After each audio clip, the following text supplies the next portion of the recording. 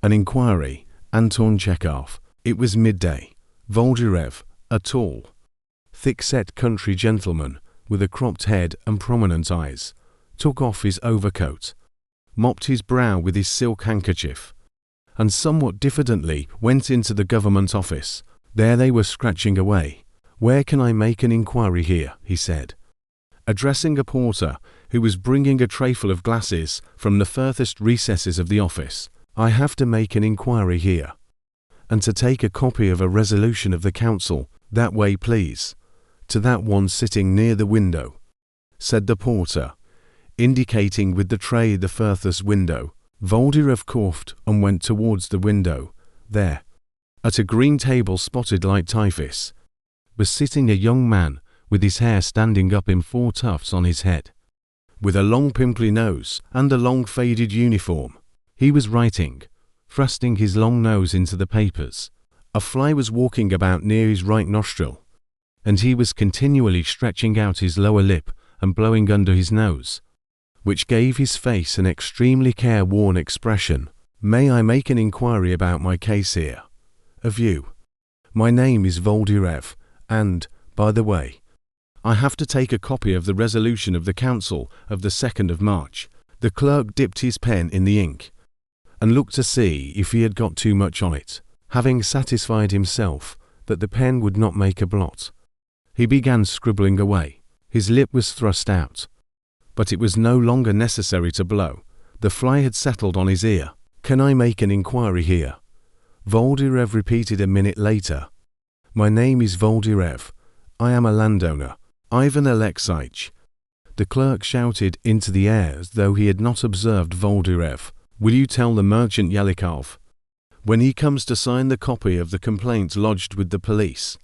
"I've told him 1,000 times. I have come in reference to my lawsuit." With the airs of Princess Gugulin, muttered Voldyrev, "The case is well known.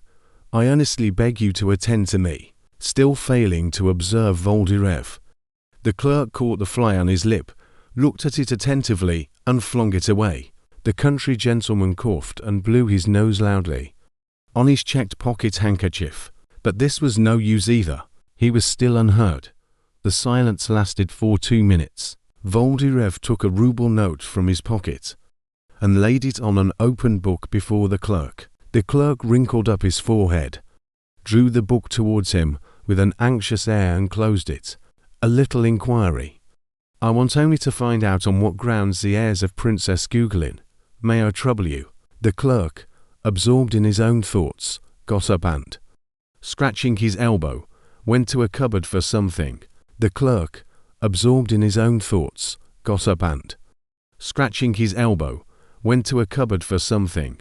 "I will trouble you for 1 minute only. I have only to make an inquiry." The clerk did not hear. He had begun copying something. Voldyrev frowned and looked hopelessly at the whole scribbling brotherhood. "They write," he thought, sighing, "they write.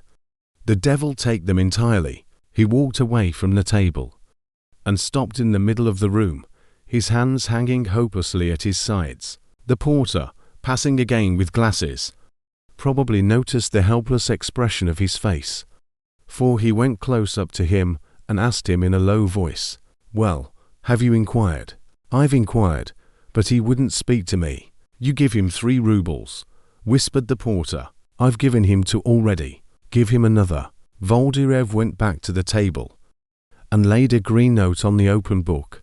The clerk drew the book towards him again and began turning over the leaves, and all at once, as though by chance, lifted his eyes to Voldyrev. His nose began to shine, turned red, and wrinkled up in a grin. "Ah, what do you want?" he asked. "I want to make an inquiry in reference to my case. My name is Voldyrev." "With pleasure. The Gugulin case, isn't it? Very good. What is it then exactly?" Voldyrev explained his business.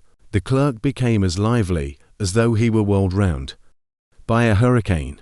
He gave the necessary information, arranged for a copy to be made, gave the petitioner a chair, and all in one instant. He even spoke about the weather and asked after the harvest. And when Voldyrev went away, he accompanied him down the stairs, smiling affably and respectfully, and looking as though he were ready any minute to fall on his face before the gentleman. Voldirev for some reason felt uncomfortable, and in obedience to some inward impulse, he took a rouble out of his pocket and gave it to the clerk, and the latter kept bowing and smiling, and took the rouble like a conjurer, so that it seemed to flash through the air. Well, what people, thought the country gentleman as he went out into the street, and he stopped and mopped his brow with his handkerchief.